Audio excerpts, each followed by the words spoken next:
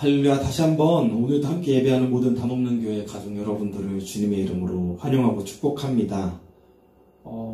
이 규제가 조금 풀렸다라는 소식이 더욱더 우리가 현장에서 만나서 예배할 그날을 기대하게 하고 있습니다.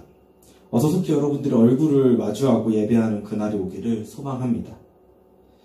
우리는 오늘로 복음 자유를 선포하다라는 제목으로 시작한 갈라디아서의 대장정을 마무리하게 됩니다. 제가 알기로는 약 12주에 걸쳐서 갈라디아서를 보았는데요. 갈라디아서를 통한 복음 자유의 메시지가 우리 안에 계속해서 되새겨져서 악한 시대에 복음으로 다시 한번 일어서는 우리 교회가 되기를 바랍니다. 오늘 말씀을 준비하면서 제가 대학원 다닐 때, 신학대학원 다닐 때 수많은 과제들을 했던 때가 생각이 났습니다. 대부분의 과제들은 연구 과제들이었고, 그러기에 그 과제의 형식은 논문 형식으로 작성을 했었어야 했습니다. 교수님들이 너무나 다양하셨어요. 어떤 분들은 미국에서 유학을 하고 오셨고, 어떤 분들은 영국에서 유학을 하고 오셨고, 어떤 분들은 독일에서 유학을 하고 오셨어요. 그래서 그 교수님 한 분 한 분마다 그 원하는 논문의 형식과 그 방법이, 작성법이 다 달랐습니다. 그래서 계속해서 그 과제를 하고 논문을 쓸 때마다 어려웠던 기억이 있어요. 그런데 모두가 공통적이었던 것은 뭐냐면요. 그 교수님이 미국에서 오셨던, 영국에서 오셨던, 독일에서 오셨던 모든 분들이 공통적으로 논문 작성에 있어서 중요하게 생각했고, 형식 또한 비슷했던 부분이 바로 결론의 부분의 형식과 내용이었습니다. 논문에 있어서 결론은 서론에서 제기한 문제 제기와 본론에서 이야기한 내용들이 요약되어야만 했고요. 그리고 그와 동시에 그 모든 것의 마지막 결과를 말했어야 했습니다.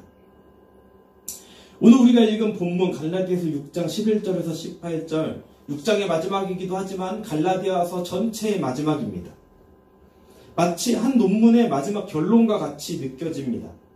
바울이 모든 것을 요약 정리하고 그 마지막 중요한 말을 하고 있습니다. 오늘 나누는 말씀을 통하여 하나님께서 바울을 통하여 갈라디아 교회에 하신 그 복음의 메시지가, 우리가 12주 동안 들어왔던 그 자유의 메시지, 복음의 메시지가 다시 한번 우리의 심령에 각인되기를 소망합니다. 본문 11절은 이렇게 시작합니다. 보십시오. 내가 여러분에게 직접 이렇게 큰 글자로 적습니다. 갈라디아서가요, 우리 첫 번째 시간에 첫 번째 갈라디아서를 볼 때 전도사님께서 설명해 주셨는데, 많은 학자들이 공통적으로 동의하는 바가 바울이 썼던 첫 번째 서신서다, 첫 번째 편지다라고 말합니다. 바울의 첫 번째 편지임을 생각하면 바울이 얼마나 긴박하고 떨리는 마음으로 갈라디아 교인들에게 편지를 쓰고 있는 것인지를 우리가 그 바울의 마음을 알 수 있습니다. 성경 해석가들이나 주석가들은요, 그 당시의 풍습에 따라서 1장 1절부터 6장 10절까지는 어쩌면 전문 필사자가 바울이 한 말과 바울의 기록들을 함께 가지고 그것들을 전문적으로 필사하는 필사자가 있어서 그 대신 기록을 했을 거다라고 합니다. 하지만 그 마지막 앞절까지는 필사자가 대신 적었다면은 마지막 11절에서 18절은 바울이 직접 기록했을 것이라 라고 말하는 학자들도 있습니다. 갈라디아서 전체를 바울이 직접 손으로 썼건, 아니면 앞에는 필사자가 쓰고 뒤에만 바울이 썼건, 그것과 상관없이 마지막 이 결론부의 중요성을 강조하고 있는 것이 바울이 마지막으로 말합니다. 내가 여러분에게 직접 이렇게 큰 글자로 적습니다. 그래서 이것을 받아보는 갈라디아 교인들이 이제부터 마지막 결론, 이 부분을 가장 중요하게 읽고 새겨주길 바라는 마음으로 적었던 것 같습니다. 그리고 나서 시작되는 말씀이 12절이죠. 12절 이렇게 바울은 말합니다. 육체의 겉모양을 꾸미기 좋아하는 사람은 여러분에게 할례를 받으라고 강요합니다. 그것은 그들이 그리스도의 십자가 때문에 받는 박해를 면하고자 하는 것입니다. 여기서 육체의 겉모양을 꾸미기를 좋아하는 사람은 누구일까요? 바로 지금까지 갈라디아 교인들을 유혹하고 힘들게 했던 그들에게 다른 복음을 전하는 자들, 즉 유대주의 기독교인들 또는 유대인들일 것입니다. 다시 말하면 유대주의자들은 겉모양을 꾸미기 좋아하는 사람들입니다. 다른 복음을 전하는 사람은 율법으로 구원을 받을 수 있다라고 말하는 사람들은 바로 겉모습을 꾸미기 좋아하는 사람들입니다. 그들은요, 눈에 보이는 것이 중요한 사람들입니다. 그래서 유대인이라는 자격을 얻었어야 됐어요. 내가 어떠한 자격이 있는지가 중요한 것이었습니다. 그래서 자신들의 삶의 위치와 지위, 눈에 보여지고 손에 잡히는 것들이 중요한 자들이 바로 유대주의자들입니다. 그래서 그 유대주의자들, 다른 복음을 전하는 자들은요, 다른 사람들, 바울의 그 진짜 복음을 들었던 사람들, 예수를 믿는 자들에게 눈에 보이지 않는 믿음으로 구원을 얻는 것이 아니라 할례를 통하여 눈에 보이는 할례, 눈에 보이는 율법의 준수를 통하여 유대인의 자격을 얻으라고 말하고 있습니다. 그래야 그것이 구원인 것처럼 이야기하는 것입니다. 이러한 모습은 예수님을 믿는 것을 기독교라는 종교에 가둬두는 이 시대의 종교인들에게도 나타납니다. 예수님을 믿는 것 또는 예수님 자체를 우리의 구원자, 믿음으로 구원을 받고 우리를 사랑하셔서 이 땅에 오신 그 사랑의 완전체이신 예수님이 아니라 어떤 기독교라는 종교라는 틀 안에 예수를 가둬놓고 기독교라는 종교라는 틀 안에 예수를 믿는다는 행위를 가둬놓고 종교적 생활을 하는 종교인들, 믿음을 종교로 바꾸고 사람들이 보기에 좋은 선을 행하는 것, 종교로서의 행위들을 강조합니다. 물론 예수를 믿는 자들은요, 그에 합당한 선한 삶을 살아야 합니다. 하지만 우리가 선을 행해야 그리스도인이 되는 것이 아닙니다. 예수 믿는 것을 종교로 만들어 행위를 중요하게 여기면은 그것은 예수를 믿고 구원을 얻는 것이 은혜가 아니라 내 행위를 통하여 예수를 믿게 된다라는 자기만족. 내가 이 정도 했다. 내가 이번에 주일에 교회 가서 찬양팀도 이만큼 했고 성가대도 이만큼 했고 교회 봉사도 이만큼 했고 내 행위가 이렇게 잘했어. 나 너무 잘했어. 하는 자기만족으로 이어질 수 있습니다.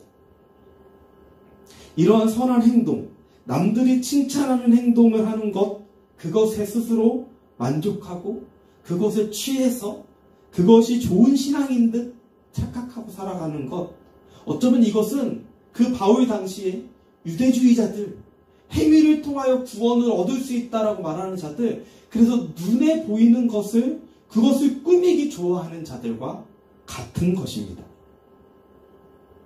왜 유대주의자들은 육체의 겉모양을 꾸미기 좋아하는 사람들은 할례를 강요할까요? 왜 할례를 받으라고 할까요? 그래서 12절 후반절에 이렇게 나옵니다. 그것은 그들이 그리스도의 십자가 때문에 받는 박해를 면하고자 하는 것입니다. 그들은요, 유대주의자들은, 율법주의자들은, 다른 복음을 전하는 자들은 내가 드러나야 됩니다. 나의 행위가, 내가 했던 어떠한 행동들이 칭찬받아야 합니다. 그리고 내가 만족해야 합니다. 예수님이 복음서에 말씀하시죠. 바리새인들을 보고 금식할 때 초췌하게 하고 있지 마라. 기도할 때 거리에 서서 기도하지 마라. 그거 다 위선이다. 그들이 왜 그렇게 행동했어요? 그 당시 바리새인들이 자기만족. 내가 드러나야 되고 내가 칭찬받아야 하는 것들. 그런데 예수님의 십자가는 전혀 그런 것이 아니었습니다. 12절에 말하죠. 그것은 그들이 그리스도의 십자가 때문에 받는 박해를 면하고자 하는 것. 1세기에 이 바울이 있었던 이 세대에 갈라디아 교회가 지금 막 어려워하고 있는 이때에 예수님은 그 당시에 그 시대 사람들에게 어떠한 존재였을까요? 기독교가요, 기독교라는 말도 나중에 생겼죠. 예수를 따르는 무리들이 아직 그렇게 많지 않을 때였어요. 복음이 왕성하긴 했지만은 비율로 따지면 그렇게 많지 않았을 수도 있어요. 그 당시 이방 사람들에게 또는 유대 사람들에게 예수님은요, 비참하게 로마의 그 사형 형틀의 십자가에 달려 죽은 한 종교 지도자였습니다. 당시 예수님을 따른다는 것은 어떤 좋은 라인을 얻는 게 아니에요. 어떤 좋은 것을 얻는 게 아닙니다. 이 당시에 1세기에 예수님을 믿고 예수님을 따른다는 것은 어리석은 것이었고요. 유대 사회 안에서는요, 사회적 관계 및 내가 가지고 있던 사회적 지위와 권리들을 포기해야 하는 것이었어요. 유대 사회뿐만 아니라 로마 사회 안에서도 예수 믿는 자들은 계속해서 핍박당했습니다. 그 사회 안에서는 생명을 걸어야 하는 것이었고요. 내가 풍요로울 수 있는 삶을 포기해야 하는 것이었습니다. 자기를 포기하고 자기를 부인하고 모든 소유를 팔아 교회 공동체들과 나눠야 했고요. 그리고 그것이 당연한 삶을 살아야 하는 것이었습니다. 예수님을 따른다라는 것은요, 눈에 보이는 좋은 것이 하나도 없고, 오히려 내 생명조차, 내 가족의 생명조차 잃을 수 있는 상황이었어요. 이러한 상황 속에서 이 예수를 따르는 자들 가운데 유대 사회 안에서 자신의 지위와 편안함을 동시에 누리고 싶은 자들이 분명히 생겨났을 것입니다.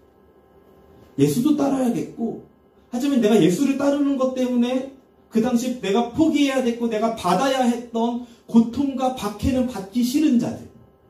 그렇기 때문에 그들은 유대주의 안에 머물러 있으며 율법주의 안에 머물러 있으며 예수를 믿는 척하는 양다리를 걸치고 있는 자들이 된 거죠.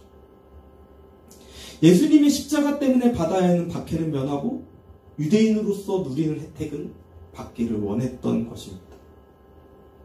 바울은 13절에 계속해서 그들이 어떠한 자들인지 말합니다. 13절에 이렇게 말하죠. 할례를 받는 사람들 스스로도 율법을 지키지 않으면서 여러분에게 할례를 받게 하려는 것은 여러분의 육체를 이용하여 자랑하려는 것입니다. 그들 스스로도 율법을 다 못 지켜요. 그러면서 자기도 못 지키는 율법을 남들에게 할례 받아라. 율법 지켜라. 유대인이 되어라. 라고 강요를 합니다. 왜 그런 것일까요? 바로 그것을 통하여 스스로 자랑하기 위함입니다. 그들은요, 이방인 그리스도인들을 유혹하여 그들이 유대인이 되어 율법을 지키도록 하면서 자신들과 동일시하고자 하는 것입니다. 자기가 유대주의에 한 발짝, 예수님에게 한 발짝 양다리 걸치고 이렇게 있으면서 자신도 불안불안한 거예요. 근데 이게 옳다라고 증명하고 싶어요. 이게 맞다라고 이야기하고 싶은 거예요. 그러니까는 이방인 그리스도인들에게도 야, 이렇게 해야 돼. 이게 옳은 거야. 그러면서 자기의 정당성을 말하면서 뭐라고 말하죠? 13절에 여러분의 육체를 이용하여 너희들을 이용하여 동일시 만들면서 이게 맞는 거야. 나 잘하고 있잖아. 이게 율법을 잘 지키고 있잖아. 스스로 자랑하려고 하는 거지. 내가 나의 정당성을 인정받기 위해서 갈라디아 교인들 다른 이방의 할례를 받으라고 이방인들을 유혹하고 있던 것입니다. 이러한 것은 지금 우리 세대의 교회들에게도 동일하게 발생합니다. 제가 말했던 종교인들, 예수를 믿으면서 세상을 따라 사는 것이 괜찮다라고 말하는 자들, 그들은 우리에게 말합니다. 예수도 믿으면서 세상도 따라가야 돼. 어떻게 세상 속에 살아가면서 세상을 안 따라갈 수가 있어? 라고 말하고 있습니다. 계속해서 이 세상의 가치관을 성경적 가치관과 연결시킵니다. 이런 말 많이 나와요. 성경적 부자 되는 법, 성경적 잘 먹고 잘 사는 법. 이런 성경적이라는 단어를 그들의 입맛대로 사용합니다. 그리고 자신들의 부유함을, 자신들이 세상에서 얼마나 잘 되었는지를 자랑합니다. 내가 예수 믿으니까는 이런 좋은 집 샀어요. 내가 예수 믿으니까는 이런 좋은 차 샀어요. 내가 예수 믿으니까는 세상에서 좋은 직장을 얻었어요. 내가 예수 믿으니까 대학을 잘 갔어요. 내가 예수 믿으니까 연봉이 이만큼 돼요. 예수 믿어서 그렇게 됐다. 그거를 쫓기 위해서 예수를 믿어라. 좋은 집을 사기 원하냐? 성공하기 원하냐? 기도해라. 예수 믿어라. 예수님이 너를 부유하게 할 것이다. 라고 말하는 자들이 있습니다.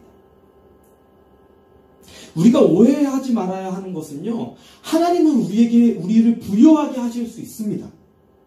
하지만 하나님이 우리를 부유하게 하시는 것은 우리로 자랑하게 하려는 것이 아니라 그것이 하나님의 은혜임을 알게 하고 그 나에게 주시는 하나님의 물질, 하나님의 재정을 통하여서 오직 하나님의 나라를 위해서 사용하고자 우리에게 부요와 풍요를 허락하시는 것입니다. 그래서 혹시 우리의 삶에 물질의 풍족함으로 하나님께서 허락하실 때 우리는 내가 가지고 있는 통장의 잔고를 자랑하는 것이 아니라 이것을 어떻게 하면 하나님의 나라와 하나님의 뜻을 위하여 자랑하지 않고 쓸 수 있을까? 하나님의 뜻이 나의 삶에 이렇게 풍요함을 허락하시는데 하나님의 뜻이 어디 있을까? 때로는 내 삶이 왜 풍요하지 않은 것으로 인해서 하나님이 내 삶을 왜 이렇게 가난한가요? 라고 투덜거릴 필요도 없어요. 하나님은 나의 그 약함을 통해서 하나님의 강함을 나타내실 것입니다. 우리는요, 끝까지 하나님만을 위해서 살아가는 존재들이에요.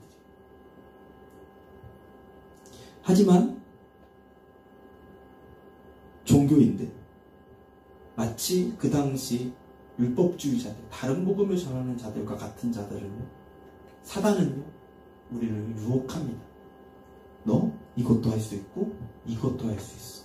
예수님을 믿는 이유가 이 세상에서 잘 살기 위해서.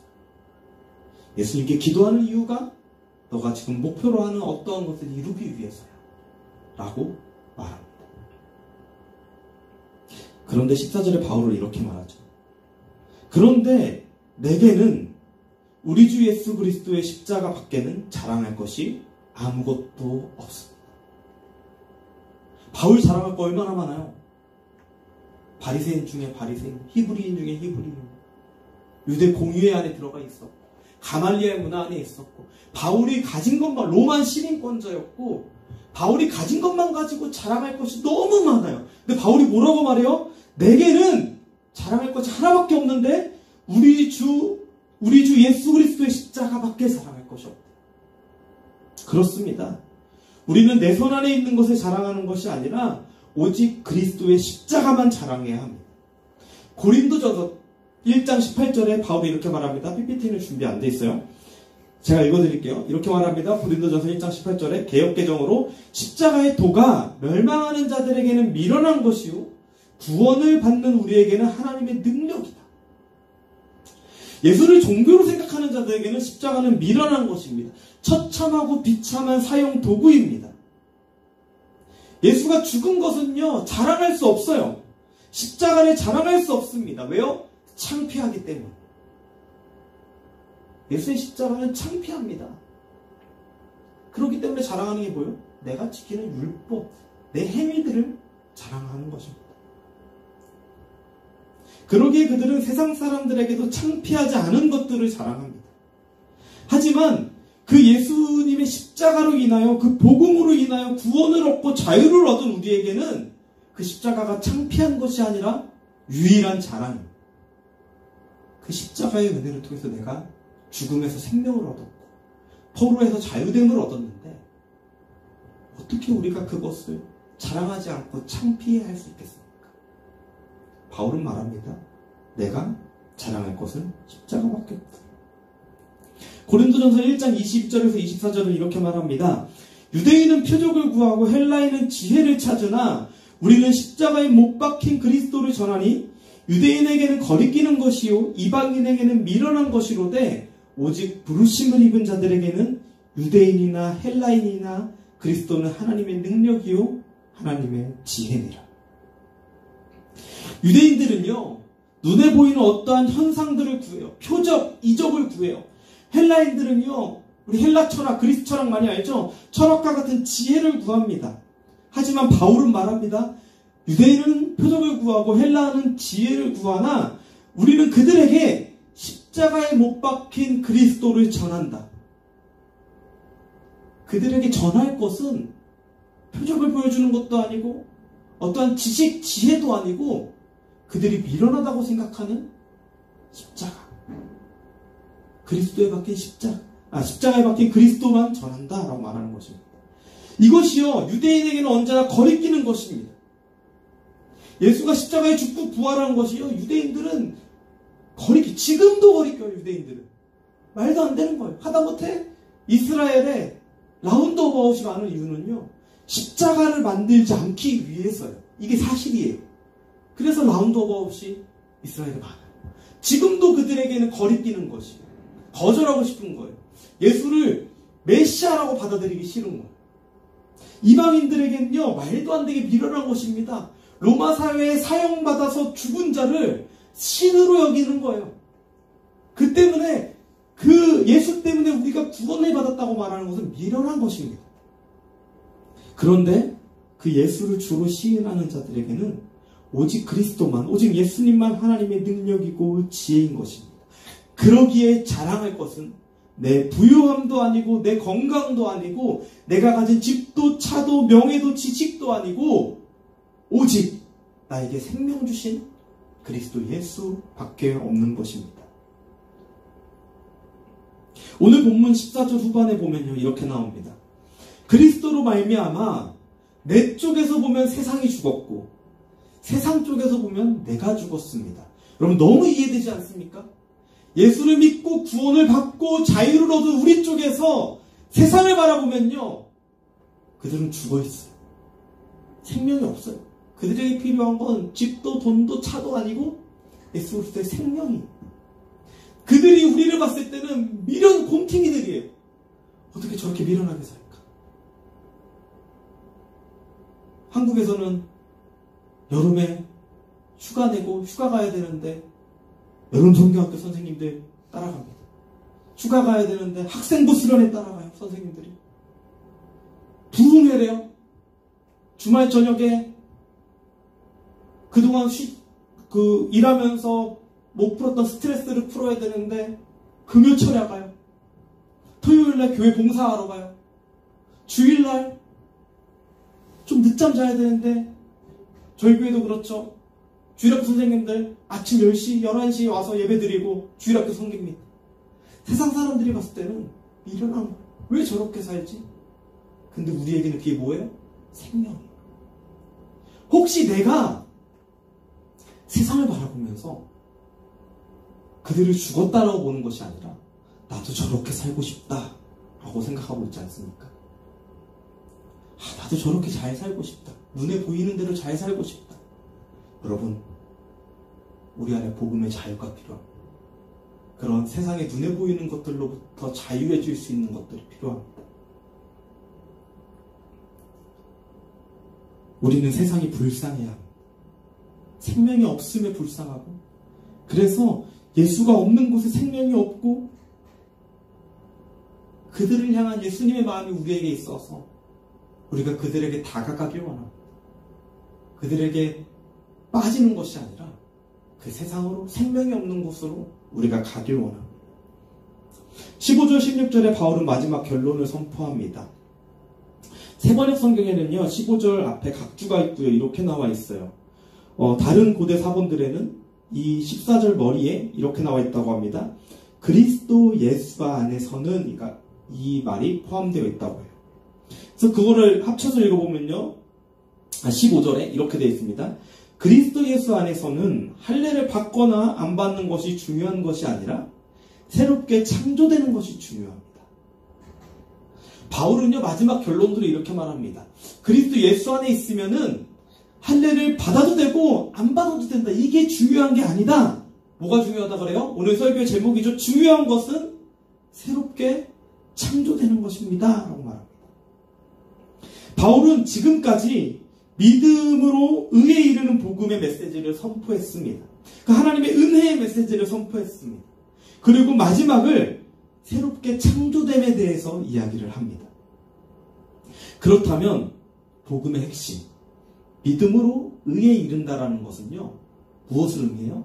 새롭게 창조된다는 것을 의미하는 것입니다. 여러분, 창조가 무엇일까요? 감사하게 저는 어저께 그 청년 리더들하고 이 창조에 대해서 한번 온라인에서 나눔을 했었습니다. 잠깐 요약해서 말씀드리면은, 여러분 창세기 1장 1절 다 아시죠? 1장 1절 어떻게 선포가 됩니까? 태초에 하나님이 천지를 창조하시니라. 하나님이 창조주임을 선포하고요.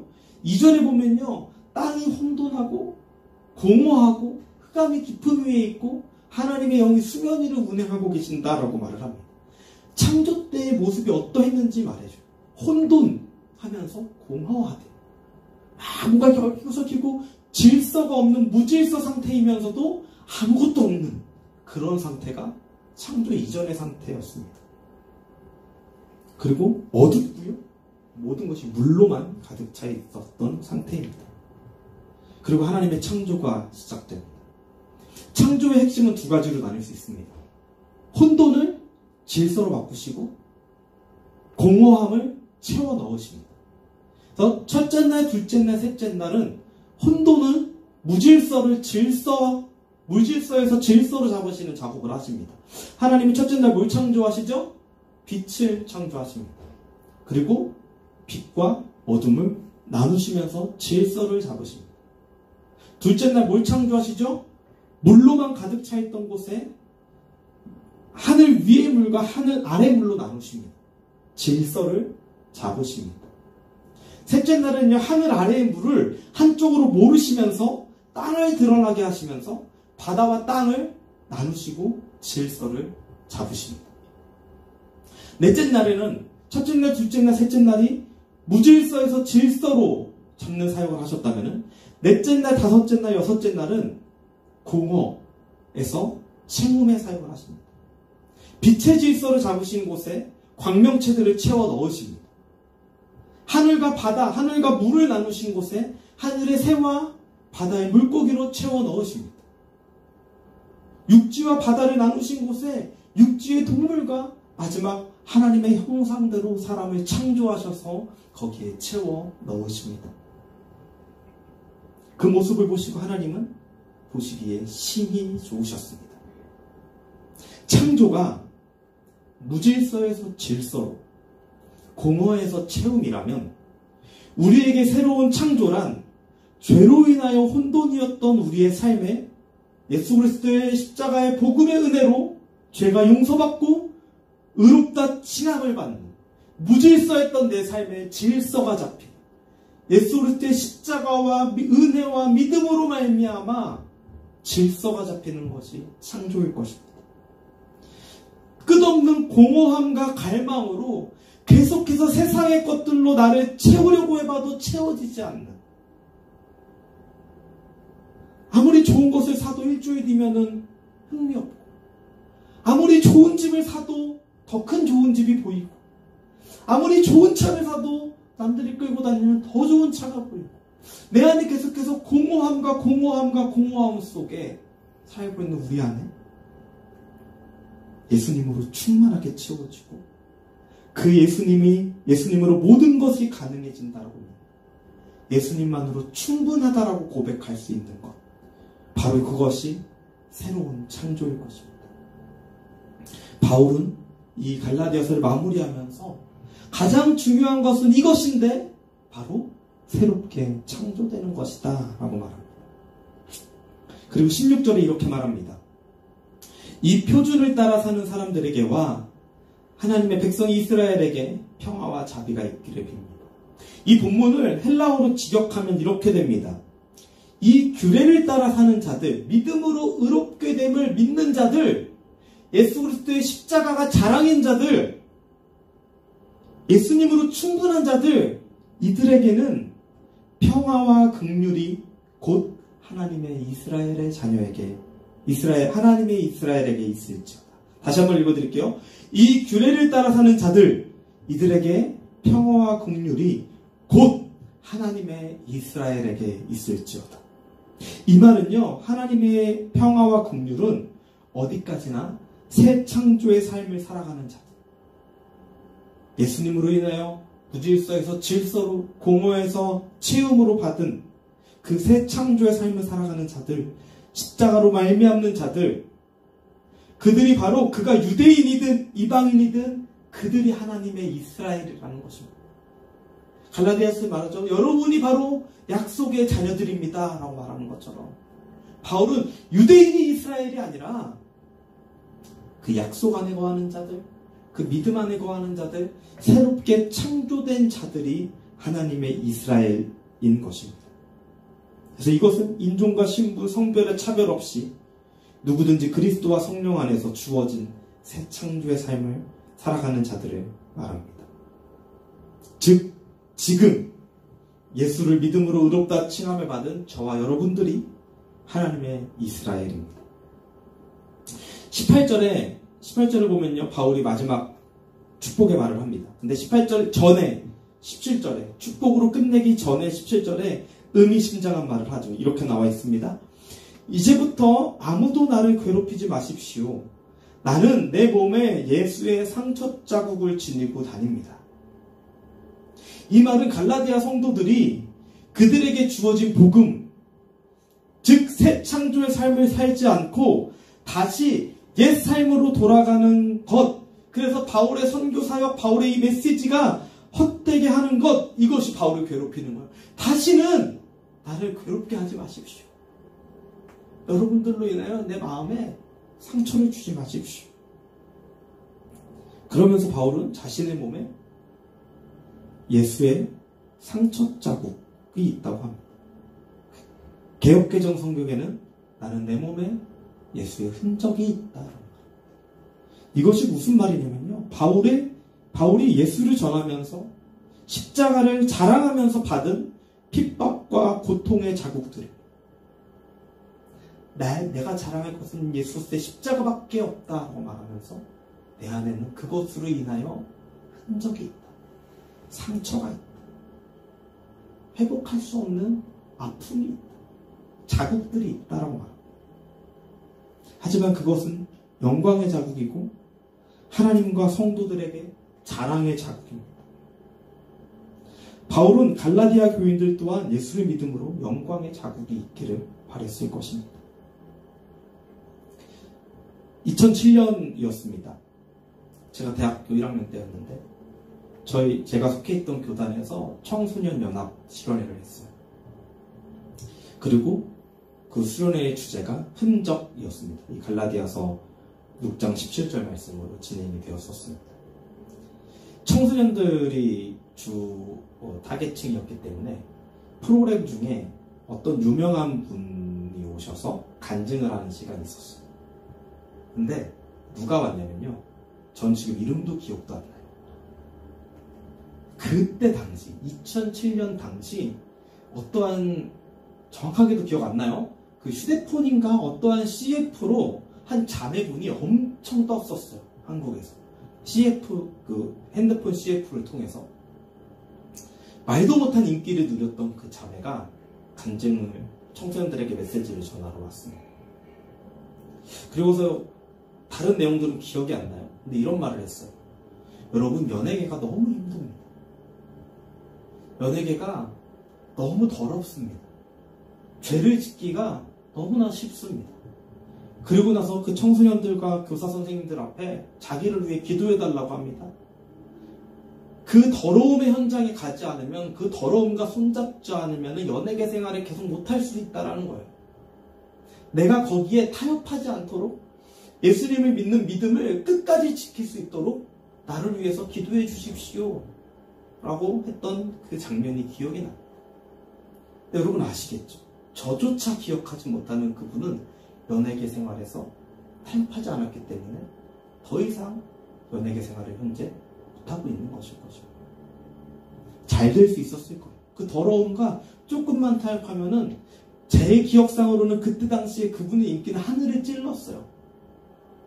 누구나 다 아는 사람이었어요. 근데 지금 저조차 기억하지 못하는, 느낌만 가지고 있는, 그분에게 그것이 얼마나 큰 인생의 상처였을까요? 자국이었을까요? 근데 하지만 때로는 그분은 하나님 앞에 가서 말할 수 있을 것 같아요.